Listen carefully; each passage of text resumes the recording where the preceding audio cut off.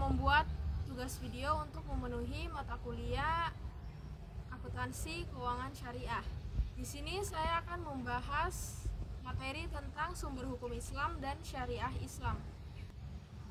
Hukum Islam adalah sistem hukum yang bersumber dari wahyu Allah dan menjadi pedoman utama bagi umat muslim dalam menjalani kehidupan.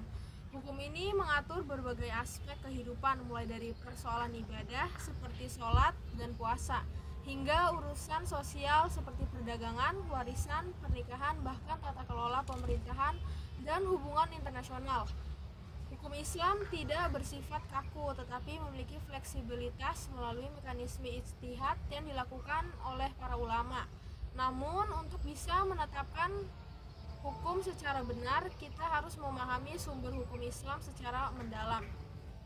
Sumber hukum Islam yang paling utama adalah Al-Quran, kitab suci yang merupakan firman Allah Subhanahu wa Ta'ala yang diturunkan kepada Nabi Muhammad SAW. Al-Quran adalah dasar segala hukum dalam Islam. Ia memuat berbagai prinsip dasar kehidupan seperti keimanan, keadilan, kasih sayang, serta aturan-aturan praktis seperti tata cara beribadah, hukum pidana, muamalah, dan sebagainya. Sebagian besar hukum Islam adalah Al-Quran bersifat umum. Dalam Al-Quran bersifat umum, memberikan prinsip dan nilai, sementara penjabaran teknisnya dijelaskan dalam sumber-sumber seperti sunnah. Al-Quran mengandung dua jenis ayat hukum maknanya dan zani, yaitu mengandung kemungkinan interpretasi. Contohnya ayat yang memerintahkan sholat, zakat adalah kati, artinya jelas dan tidak bisa ditafsirkan sembarangan. Sedangkan ayat-ayat tentang muamalah seperti jual beli dan riba bisa bersifat zani dan membutuhkan penjelasan tambahan dan sumber atau ijtihad. Dari sini kita melihat bahwa Al-Quran meskipun menjadi rujukan utama, tetapi memerlukan peramalan dan kontekstualisasi. Sumber hukum kedua dalam Islam adalah sunnah Nabi,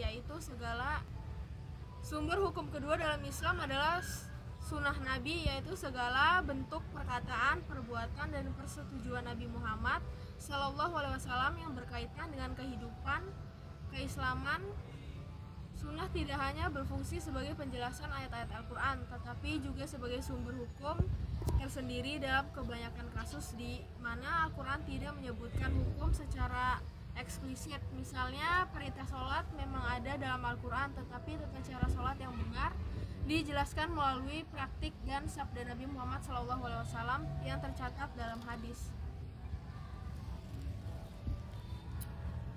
Sunnah juga membuktikan bahwa Islam adalah agama yang hidup dan aplikatif, karena melalui Nabi Muhammad SAW, umat Islam mendapat contoh yang nyata tentang bagaimana ajaran Islam diterapkan dalam kehidupan sehari-hari.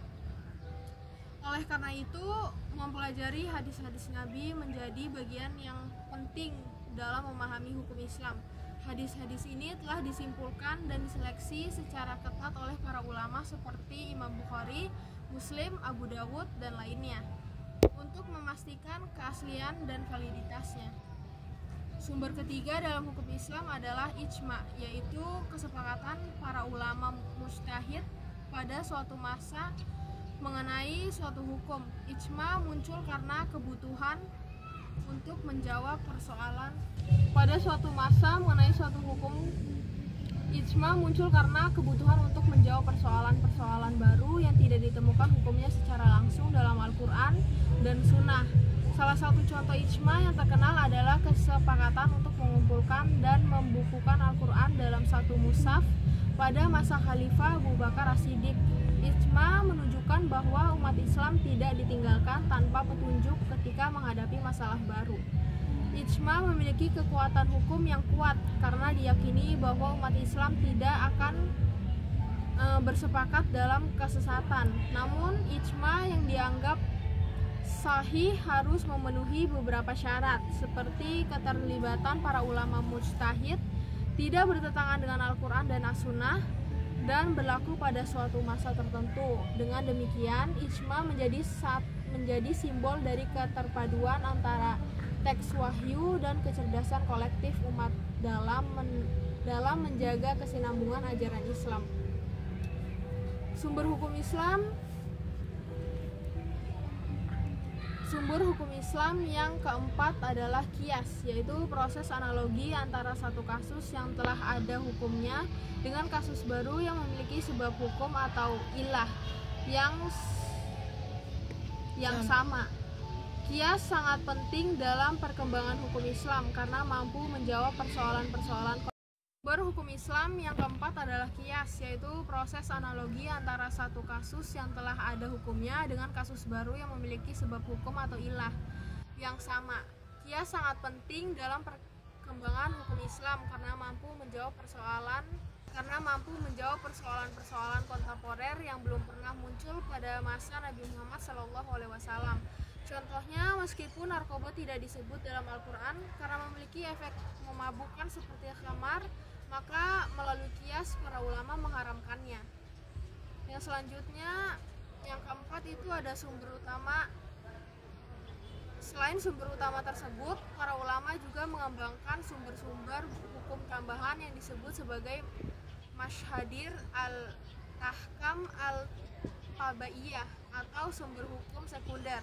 Ini mencakup istihsan atau preferensi hukum, maslahah mursalah atau kemaslahatan umum, dan urf kebiasaan masyarakat, dan saddu zariyah pencegahan kerusakan.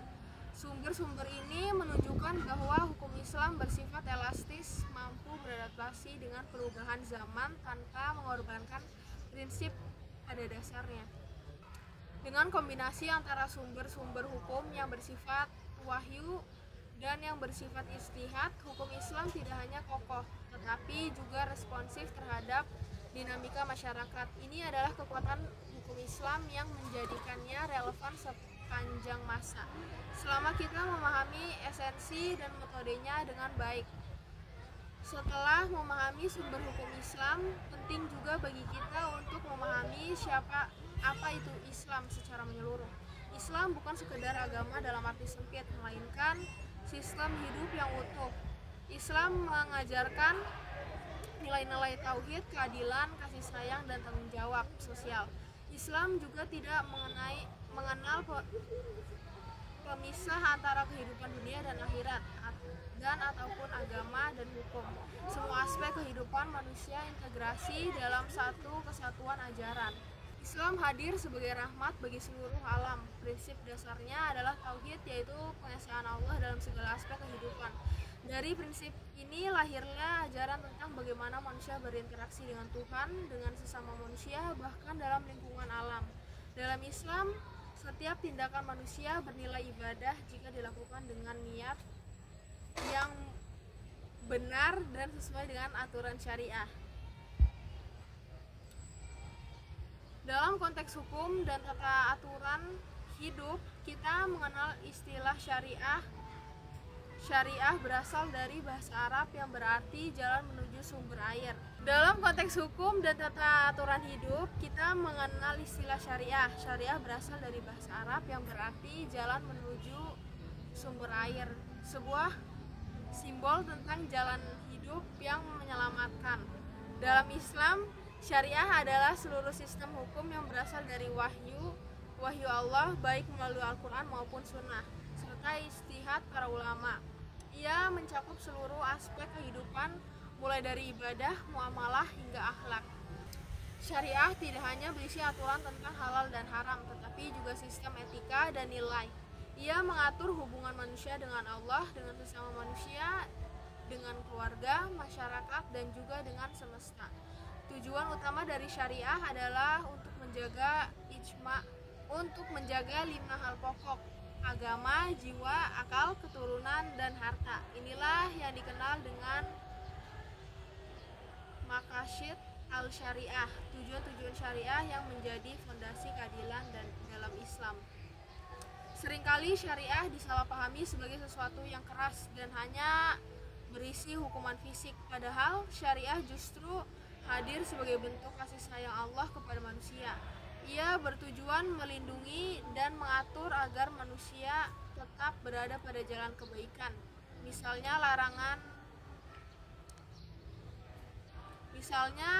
larangan yang misalnya larangan riba bukan sekedar larangan ekonomi, tetapi juga untuk menjaga keadilan dan keseimbangan sosial.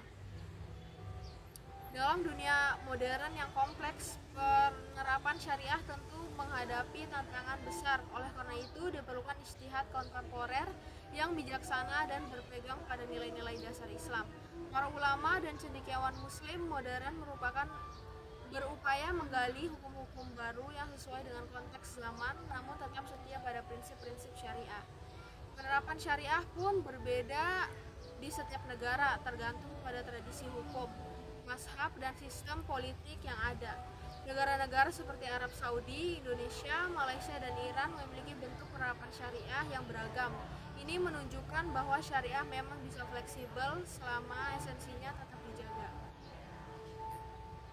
Islam sebagai agama yang sempurna menekankan pentingnya keadilan, keseimbangan, dan kemaslahatan dalam penerapan hukum. Oleh karena itu, syariah tidak boleh dijadikan alat kekuasaan atau penindasan, melainkan harus menjadi jalan untuk menghadirkan kedamaian, keadilan, dan keberkahan dalam kehidupan manusia.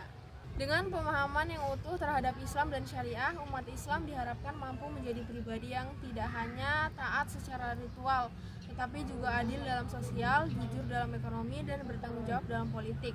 Itulah wujud Islam yang rahmatan lil alamin, membawa rahmat bagi seluruh alam.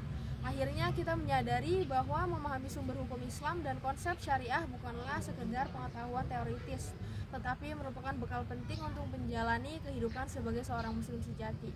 Semakin kita memahami hukum Islam dari sumber aslinya,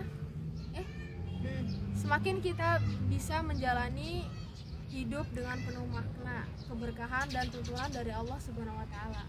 Demikianlah pembahasan kita kali ini tentang sumber hukum Islam serta Islam dan syariat Islam. Semoga penjelasan ini memberikan pencerahan dan memperkuat semangat kita untuk terus belajar dan mengamalkan ajaran Islam dengan pemahaman yang benar. Mari kita jadikan Islam bukan hanya sebagai keyakinan, tetapi juga sebagai sistem hidup yang membimbing, tapi juga sebagai sistem hidup.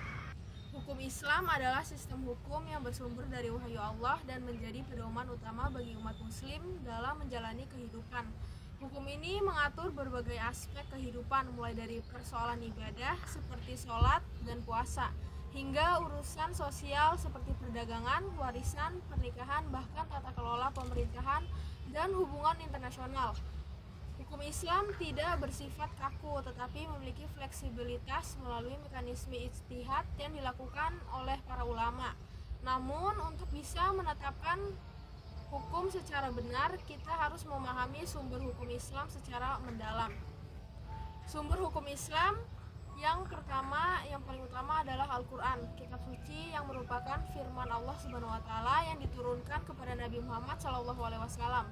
Al-Quran adalah dasar segala hukum dalam Islam. Ia memuat berbagai prinsip dasar kehidupan seperti keimanan, keadilan, kasih sayang, serta aturan-aturan praktis seperti tata cara beribadah, hukum pidana, muamalah, dan sebagainya. Sebagian besar hukum Islam adalah Al-Quran bersifat umum. Dalam Al-Quran bersifat umum, memberikan prinsip dan nilai, sementara penjabaran teknisnya dijelaskan dalam sumber-sumber seperti sunnah. Al-Quran mengandung dua jenis ayat hukum, maknanya, dan zani, yaitu mengandung kemungkinan interpretasi. Contohnya ayat yang memerintahkan sholat, zakat adalah kati, artinya jelas dan tidak bisa ditafsirkan sembarangan. Sedangkan ayat-ayat tentang muamalah seperti jual beli dan riba bisa bersifat zani dan membutuhkan penjelasan tambahan dan sumber atau ijtihad. Dari sini kita melihat bahwa Al-Quran meskipun menjadi rujukan utama, tetapi memerlukan peramalan dan kontekstualisasi. Sumber hukum kedua dalam Islam adalah sunnah Nabi,